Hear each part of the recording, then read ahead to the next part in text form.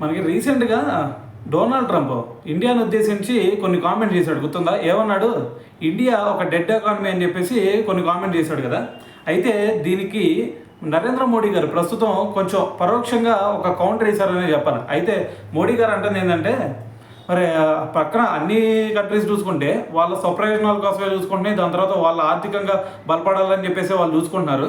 దాని తర్వాత మరి కొన్ని దేశాలు చూసుకుంటే మన మీద టారిఫ్లు కూడా ఎక్కువ వేస్తూ ఉన్నారు. మరి ఇప్పుడు మనం దీన్ని అంతటికి కూడా ధీటుగా మనం ఎదుర్కోవాల్సిన పరిస్థితి ఉంది. సో మరి ఇది చేయాలంటే మనం ఏం చేయాలా? సో ప్రజెంట్ చూసుకుంటే మనం మరి ప్రపంచంలోనే అతిపెద్ద థర్డ్ ఆర్థిక వ్యవస్థగా మనం మారబోతున్నాం. సో దీన్నన్నిటినీ దృష్టిలో పెట్టుకొని మనం రాజకీయాలు ఇవన్నీ కూడా పక్కన పెట్టేసి ఫస్ట్ మన ఉత్పత్తులు ఏవైతే ఉన్నాయో వాటన్నిటిని కూడా ఇంక్రీజ్ చేయాలి. సో ఇవన్నీ ఇంక్రీజ్ చేసి మన ప్రొడక్ట్స్ని మనం కనుక ఎక్కువ కొనుక్కోగలిగితే విదేశీ ప్రొడక్ట్స్ ఆపేసి, సో దానివల్ల మనం ఇంకా గ్రోత్ అయ్యే ఛాన్స్ ఉండిద్ది.